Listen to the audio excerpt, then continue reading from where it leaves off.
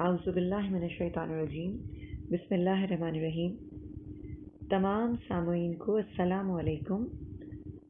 کاشانہ بصیرت کے YouTube channel سے کلام امیر المومنین نہج البلاغہ سے حکمات پر گفتگو کرنے کا شرف حاصل ہو رہا ہے۔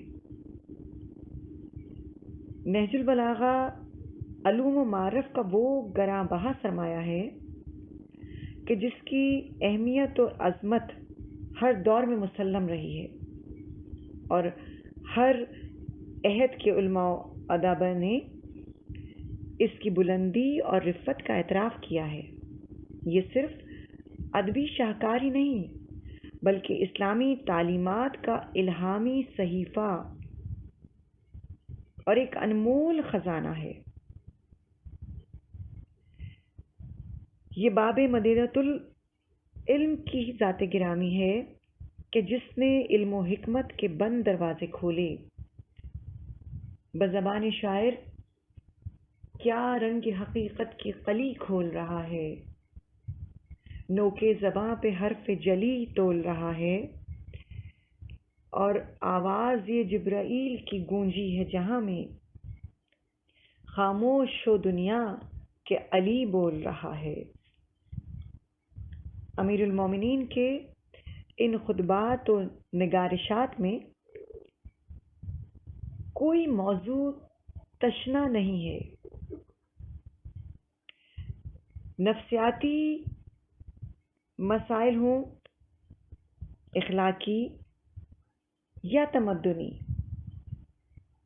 معاشرتی موضوع ہوں یا اقتصادی اصول و ضوابط، عدل و انصاف کی بات ہو یا حرب و ضرب کے ضوابط اور قواعد، یہ تمام کلام امیر المومنین میں موجود نظر آتے ہیں۔ گویا ہر طبقہ فکر یکساں طور پر استفادہ حاصل کر سکتا ہے۔ تو آئیے آج امیر المومنین کے کلام سے حکمت نمبر 452 سے استفادہ حاصل کرتے ہیں۔ امام فرماتے ہیں کہ اصل فکر و غنا قیامت میں اللہ کے سامنے پیش ہونے کے بعد ہوگا۔ امیر المومنین اس مختصر گفتار حکمت میں غربت اور تونگری کی حقیقت کے بارے میں ایک اہم نقطے کی جانب اشارہ کرتے ہوئے فرما رہے ہیں کہ اصل افلاس اور غربت اس وقت ظاہر ہوگی جب انسان کے اعمال خدا کے سامنے پیش کیے جائیں گے۔ دولت کی حقیقت بے نیازی اور فکر کی حقیقت نیاز مندی ہے۔ یہ دونوں چیزیں یعنی دولت اور فکر، دولت مندی اور فکر مادی اور روحانی پہلو رکھتی ہیں۔ ہم انہیں صرف ظاہری حیثیت سے دیکھتے ہیں۔ مال و دولت کی فراوانی ہو، مرتبہ و عظمت میں بلندی ہو، ان چیزوں کو دولت مندی کی نشانی سمجھتے ہیں۔ مجموعی طور پر معاشرے کا ایک مزاج بن گیا ہے، لیکن صاحبان علم و دانش کی نظر میں یہ تمام مادی دولت چاہے کتنی ہی مستحکم کیوں نہ ہو، اسے زوال ہے، باقی رہنے والی نہیں ہے۔ ادھر انسان کی آنکھ بند ہوتی ہے، روح اور جسم کا رابطہ منقطع ہوتا ہے، انسان وہ سب کھو دیتا ہے جسے زندگی بھر اپنا اثاثہ قرار دیتا ہے، جس کے لیے زندگی بھر دوڑتا ہے۔ جس کے لیے زندگی بھر کوشش کرتا ہے، اپنی زندگی کے اختتام پر وہ لازماً ان سب سے جدا ہو جاتا ہے اور اسے اس طرح دفن کیا جاتا ہے کہ کفن اور قبر جو اس کے اور غریبوں کے درمیان تمام امتیازات کو ختم کر دیتی ہے۔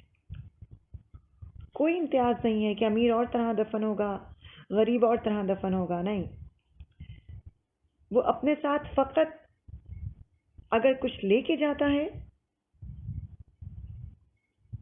تو وہ دنیاوی دولت نہیں ہے، وہ فقط روحانی دولت لے کے جاتا ہے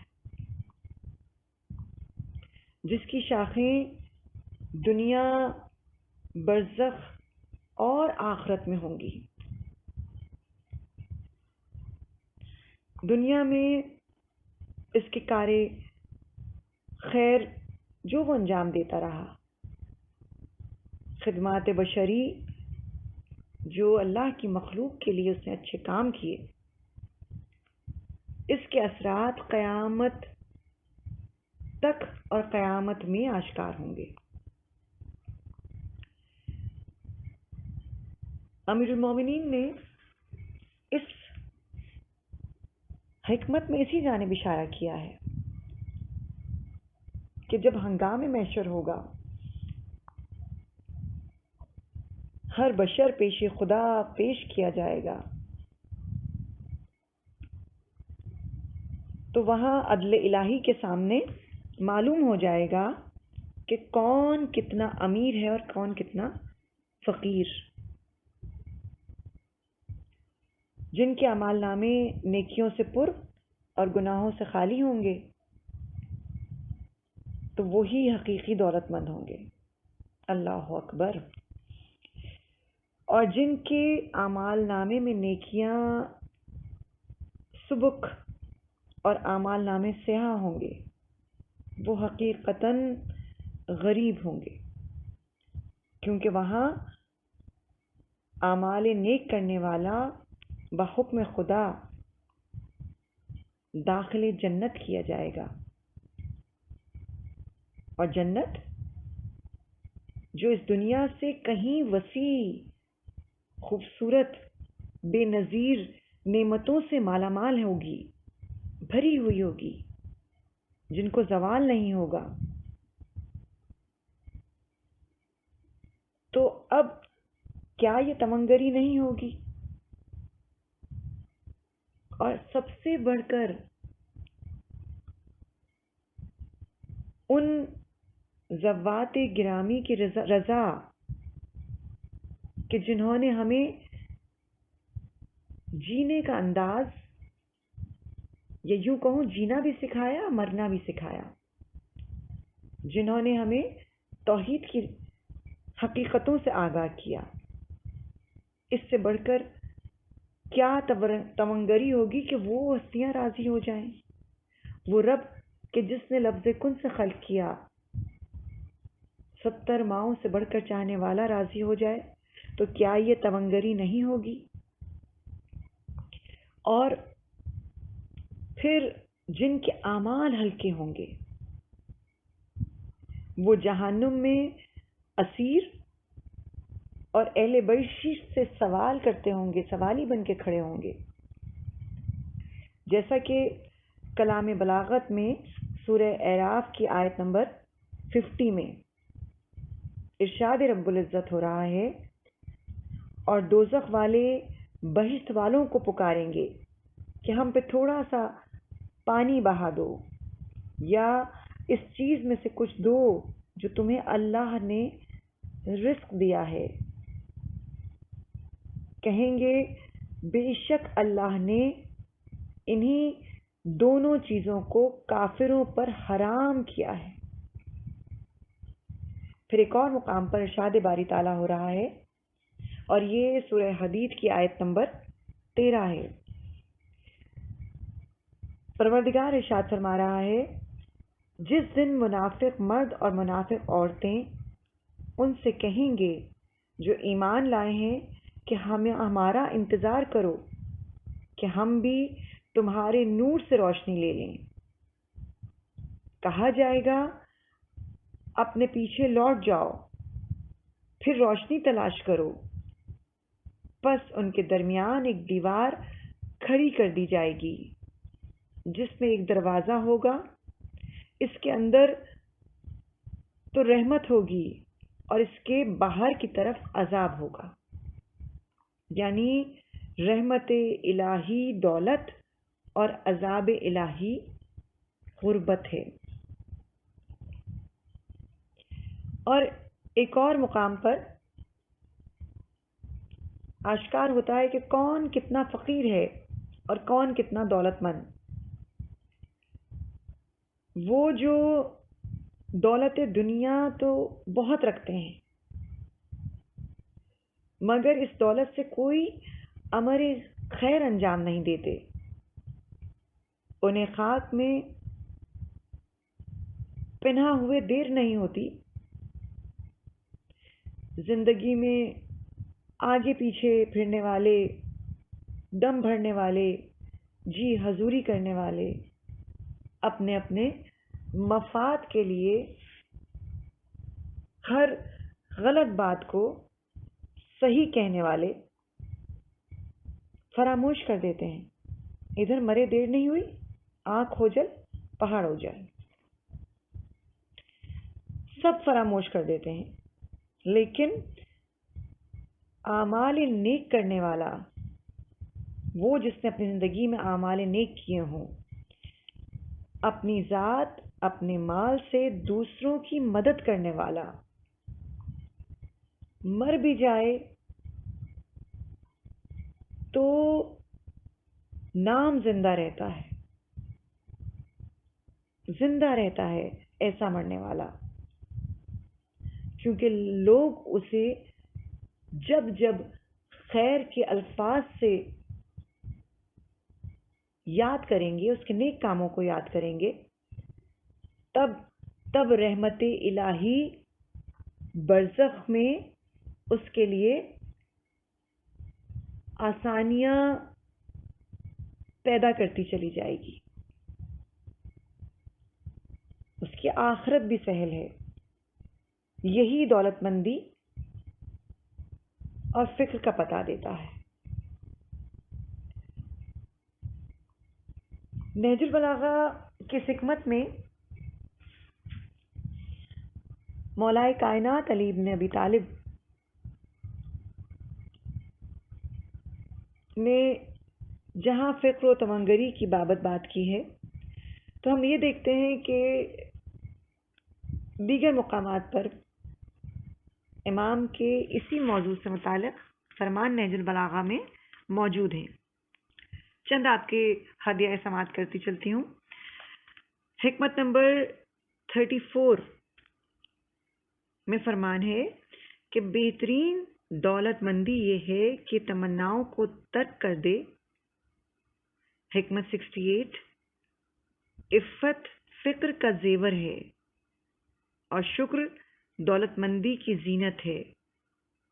حکمت 319 اپنے فرزند محمد ابن حنتیہ سے فرمایا، اے فرزند، میں تمہارے لیے فقر و تنگ دستی سے ڈرتا ہوں، لہذا فقر و ناداری سے اللہ کی پناہ مانگو، کیونکہ یہ دین کے نقص، عقل کی پریشانی اور لوگوں کی نفرت کا باعث ہے۔ حکمت 340 میں فرمان امام ہے، فکر کی زینت پاک دامنی، تمنگری کی زینت شکر ہے۔ پھر حکمت 342 میں آپ نے فرمایا کہ سب سے بڑی دولت مندی یہ ہے کہ دوسروں کے ہاتھ میں جو ہے اس کی آس نہ رکھی جائے۔ لاکھوں سلام ذات امیر المومنین پر کہ فقر اور دولت مندی کے حوالے سے امام نے کیا کیا پہلو آشکار کیے ہیں۔ یہاں نبی اکرم صلی اللہ علیہ وآلہ وسلم کی ایک حدیث مبارکہ گفتگو کے اختتام پر عرض کرتی چلوں کہ آپ نے جناب ابو ذر غفاری سے فرمایا، آپ فرماتے ہیں کہ اے ابو ذر، تم غربت میں زندگی کے آخری ایام گزارو گے، تمہاری وفات تنہائی میں ہوگی، عراق کا ایک گروہ تمہارے کفن و دفن کی سعادت حاصل کرے گا اور تم بہشت میں داخل ہوگے۔ اور جب خلیفہ سوم کے حکم پر آپ کو مدینے سے نکال کر ربضہ روانہ کیا گیا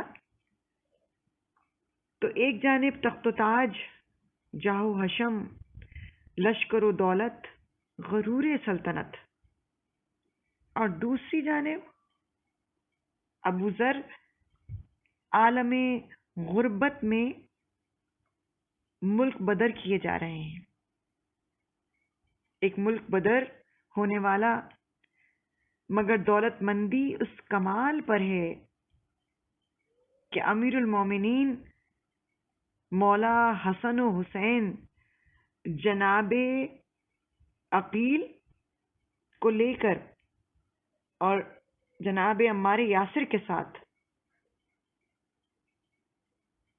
ابو ذر غفاری کو الوداع کہنے کے لیے تشریف لائے تو جناب ابو ذر نے کہا، اے اہل بیت رسول اللہ، میرا سلام قبول فرمائیں، میں جانتا ہوں میرا قصور آپ کی ولایت اور محبت کے سوا کچھ نہیں، دعا کریں میں آپ کی محبت پر قائم رہوں یہاں تک کہ حسب ارشاد رسول خدا صلی اللہ علیہ وآلہ وسلم داخل بہشت ہو جاؤں۔ اس کے ساتھ ہی حکمت نمبر 452 پر گفتگو تمام ہوئی۔ آئیے یہ دعا جو جناب ابو ذر غفاری کی آخر میں بیان کی ہم آپ بھی کرتے چلیں کہ پروردگار عالم ہمیں اہل بیت کی محبت پر قائم رکھ اور روز محشر شفاعت رسول خدا نصیب فرما، الہی آمین یا رب العالمین۔ اور اس کے ساتھ ہی ہم حکمت نمبر 451 سے استفادہ حاصل کرتے ہیں۔ امیر المومنین نے فرمایا، حکمت نمبر 451، فرمانے مولا کائنات علی ابن ابی طالب ہے کہ جو تمہاری طرف جھکے اس سے بے اعتنائی برتنا اپنے خط و نصیب میں خسارہ کرنا ہے، اور جو تم سے بے رخی اختیار کرے اس کی طرف جھکنا نفس کی ذلت ہے۔ اس گفتار حکمت میں امام نے دو چیزوں کے بارے میں انتباہ کیا ہے۔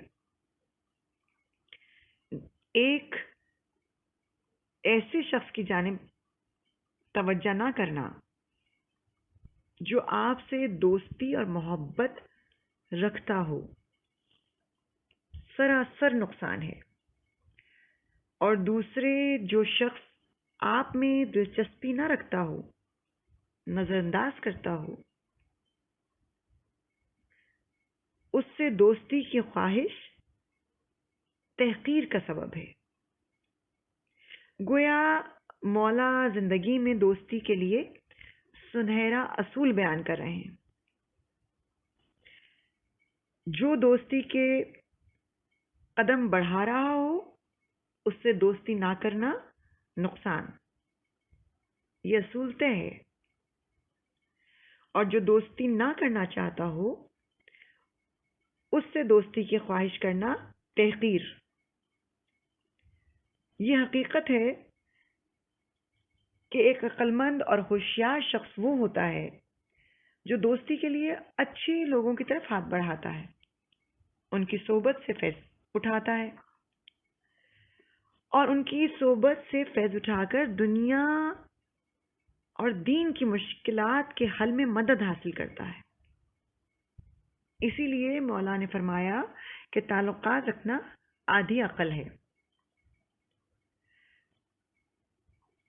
اس حکمت کو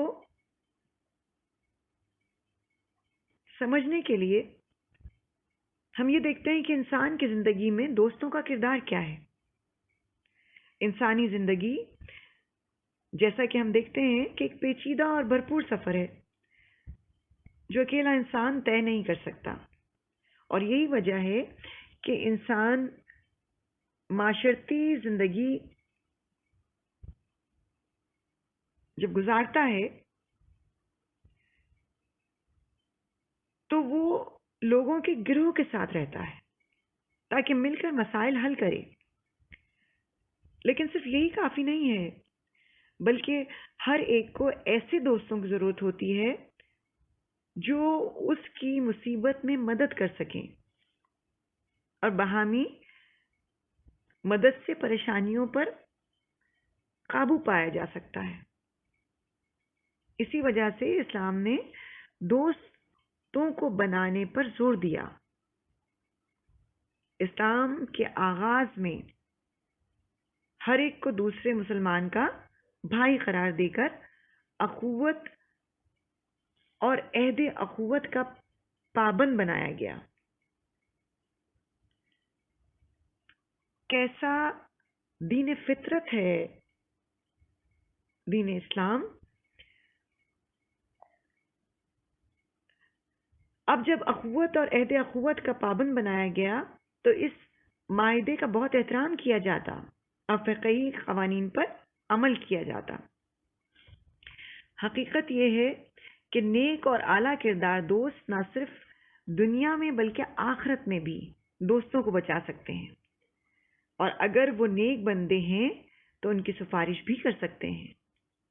حدیث رسالت مآب صلی اللہ علیہ وآلہ وسلم ہے کہ اپنے لیے دوستوں کے انتخاب میں احتیاط برتو، کیونکہ قیامت کے دن برادر مومن کی شفاعت کر سکتا ہے۔ بے شک جب انسان ہنگامے دنیا میں جب دوست سے ملتا ہے تو ہم راحت محسوس کرتے ہیں، درد دل کو احساس سکون محسوس ہوتا ہے۔ ایک اور مقام پر آپ صلی اللہ علیہ وآلہ وسلم نے ارشاد فرمایا کہ با ایمان دوست مومن بھائی کے لیے ایسا سکون کا حاصل ہوتا ہے جیسے پیاسے کو ٹھنڈے پانی کے کنارے۔ اس کے علاوہ دوست بہترین مشیر ہوتا ہے۔ امام جعفر صادق علیہ السلام کا فرمان ہے جس میں آپ دوست کے اوصاف بیان کرتے ہوئے فرما رہے ہیں کہ با ایمان دوست برادر ایمانی کے لیے اس کی آنکھ کی مانند ہے اور اس کا آئینہ ہے، اس کے لیے رہنما ہے، ہرگز اس سے خیانت نہیں کرتا، دھوکہ نہیں دیتا، جبر و ظلم نہیں کرتا اور اس سے جھوٹ نہیں بولتا۔ اور اس کے برعکس ایک عام مشاہدہ ہے کہ جب کوئی شخص محبت نہ کرتا ہو تو وہ کسی کے لیے دوستی کا ہاتھ بھی نہیں بڑھاتا۔ ایسے شخص کی جانب رجوع کرنا جس کا دل ہمارے لیے احساس سے خالی ہو اپنی ذات کی بلا شبہ تحقیر ہے۔ خود امام عالی مقام نے ایک اور جگہ فرمایا، نہج البلاغہ حکمت نمبر 11، لوگوں میں سب سے زیادہ ناتواں وہ ہے جو ساری عمر میں کچھ دوست نہ بنا سکے، اور اس سے بھی زیادہ ناتواں وہ ہے جو پا کر کھو دے۔ مولا علی کا کلام انفرادی اور اجتماعی دونوں کے لیے یکساں اثر انگیز ہے۔ ہم آج کے دور میں دیگر ممالک کا احوال دیکھتے ہیں، جو اجتماعی کی بات کی نا، کہ جب ہم اپنی ذات سے ہٹ کر معاشرے پہ نگاہ کرتے ہیں، دیگر ممالک کے احوال دیکھتے ہیں، یا اپنے وطن عزیز کی ہی جانب نگاہ کرتے ہیں، تو تاریخ گواہی دے گی کہ کتنے مخلص ممالک نے دوستی کا ہاتھ بڑھاتے ہوئے مختلف مشکلات میں مدد کرنے کی یقین دہانی کروائی، لیکن سیاسی نافہمی کہہ لیجئے، دوست ناشناسی کہہ لیجئے، کہ ان ہاتھ بڑھانے والوں کے ہاتھوں کو جھٹک دیا، ان کی دوستی کو ٹھکرا کر قومی سطح پر ہمیشہ نقصان اٹھایا۔ یہ ہماری ملکی تاریخ ہے، اور ان لوگوں یا ممالک کی طرف جھکے جو مسلسل نظر انداز کرتے رہے، دوستی پر آمادہ نہیں تھے، اپنے مفاد کے لیے آگے بڑھتے تھے، اسی لیے انہوں نے حق دوستی کبھی نبھایا ہی نہیں، یا کبھی مشکلات میں مددگار ثابت نہیں ہوئے۔ مثلاً ایسے ہی دوستوں کے طفیل آج ہمارا ملک، ہماری قوم، ہمیں بارہا ذلت اٹھانا پڑی ہے۔ پروردگار عالم ہمیں انفرادی سطح پر بھی اور اجتماعی سطح پر بھی نیک دوست عطا فرما۔ نہج البلاغہ کی ایک اور حکمت بیان کر کے اجازت چاہوں گی۔ حکمت نمبر 65 میں فرمان امیر المومنین ہے کہ دوستوں کو کھو دینا غریب الوطنی ہے، اور ان الفاظ کے ساتھ کہ اس حکمت کو ہم اپنے تمام مخلص دوستوں کو ڈیڈیکیٹ کرتے ہیں، اور دعا گو ہیں کہ پروردگار بحق امیر المومنین ہمیں اور ہماری نسلوں کو دین دنیا میں کام آنے والے دوست عطا فرما۔ الہی آمین یا رب العالمین۔